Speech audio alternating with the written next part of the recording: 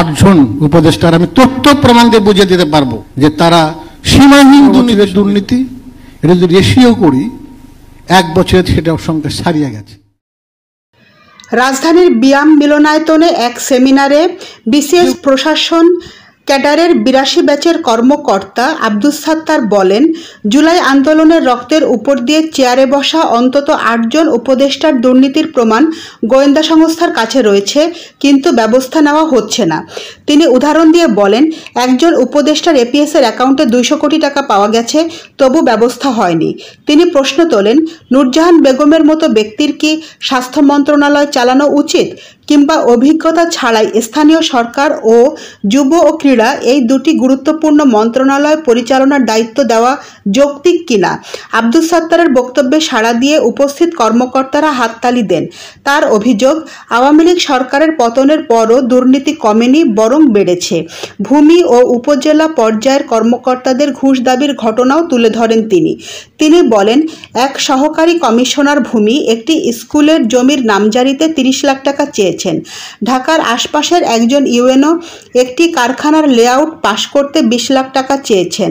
আব্দুস সাত্তার আরও বলেন, আমি একটি রাজনৈতিক দলের অফিসে বসি। গত বছর 5 আগস্টের পর ওই অফিসে হাজার হাজার কর্মকর্তা কর্মচারী ভিড় করছেন।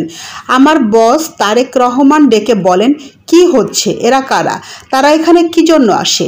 আমি বলেছি, এরা সবাই বঞ্চিত। এরা গত 15 বছর হাসিনার আমলে বঞ্চনার শিকার হয়েছেন। হাসিনার পতনের পর উচ্ছ্বাসে ছুটে এসেছেন ন্যায় বিচার পেতে। তিনি বলেছেন, দলীয় অফিসে ইন সার্ভিস কর্মকর্তারা আসা ভালো লক্ষণ নয়, আপনি তাদের অফিসে আসতে নিষেধ করে দেন। আমি অফিসের গেটে নোটিশ টাঙিয়ে দিয়েছি, ইন সার্ভিস কোনো কর্মকর্তা অফিসে আসতে পারবেন না। যদি কোনো সমস্যা থাকে অফিসার্স ক্লাবে আসবেন। আব্দুস সাত্তারের এই বক্তব্যের বিষয়ে প্রতিক্রিয়া জানতে চাইলে সাবেক সচিব ও বাংলাদেশ লোক প্রশাসন প্রশিক্ষণ কেন্দ্র বিপিএটিসির রেক্টর AKM আব্দুল আওয়াল মজুমদার বলেন, তিনি একজন দায়িত্বশীল মানুষ। তথ্যপাত্র ছাড়া কথা বলার লোক তিনি নন। নিশ্চয়ই তার কাছে প্রমাণ রয়েছে। তার এই বক্তব্যকে বিবেচনায় নিয়ে সরকারের চিহ্নিত করা উচিত ওই 8 উপদেষ্টা কারা। উপদেষ্টারা এসব করলে রাজনৈতিক ব্যক্তিদের দোষ দিয়ে লাভ কি? 3.5 ঘন্টার সেমিনারে বিগত 15 বছরে প্রশাসন ক্যাডারের অনিয়ম ও দুর্নীতি, রাজনৈতিক দলের হয়ে কাজ করার অভিযোগ এবং ভবিষ্যতে প্রশাসনকে রাজনীতি থেকে দূরে রাখার প্রয়োজনীয়তার কথা উঠে আসে। বক্তারা আইনের ঘাটতি নয়, বরং প্রয়োগের অভাব ও সাহসের ঘাটতির কথা উল্লেখ করেন।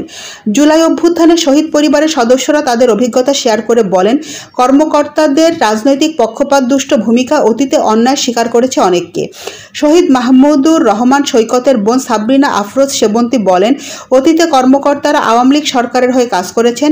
শেখ হাসিনাকে খুনি ফ্যাসিস্ট করার পেছনে কর্মকর্তাদেরও ভূমিকা ছিল। ভবিষ্যতে কর্মকর্তারা যেন রাজনৈতিক দলের হয়ে কাজ না করেন, সে অনুরোধ থাকবে। শহীদ শাহরিয়ার খান আনাসের মা সানজিদা খান দীপ্তি বলেন, তার ছেলে বাসা থেকে বের হওয়ার আগে যে চিঠি লিখে গেছে সেটি যেন আগামী বছর থেকে পাঠ্যপুস্তকে অন্তর্ভুক্ত করা হয়, কারণ এই চিঠির মধ্যে দায়িত্ববোধ, দেশপ্রেম ও ধর্মীয় অনুভূতি স্পষ্ট। আগামী প্রজন্মের মানুষ জানুক স্বৈরাচার হঠাতে কিভাবে মানুষ রাস্তায় নেমেছে। শহীদ মীর মাহফুজুর রহমান মুগ্ধের ভাই মীর মাহবুবুর রহমান স্নিগ্ধ বলেন, মুগ্ধ মারা যায় 18 জুলাই। এরপর সরকারের কাছ থেকে সহায়তার জন্য গণভবনে যেতে তাদের উপর চাপ প্রয়োগ করা হয়।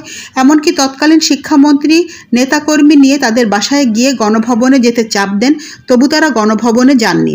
সেমিনারে জনপ্রশাসন সচিব বলেন, কর্মকর্তাদের যতই প্রশিক্ষণ দেওয়া হচ্ছে তাতে কাজ হচ্ছে না, কারণ সাহসের ঘাটতি। দেশে এখন যত আইন আছে তা যথেষ্ট, আইনের আর দরকার নেই, এখন দরকার আইনের প্রয়োগ। শহীদ শাহরিয়ার খানের চিঠি পাঠ্যপুস্তকে অন্তর্ভুক্ত করা হবে বলে জানান মুখলেসুর রহমান। আগামী বছর থেকে এটি কার্যকর করা হবে।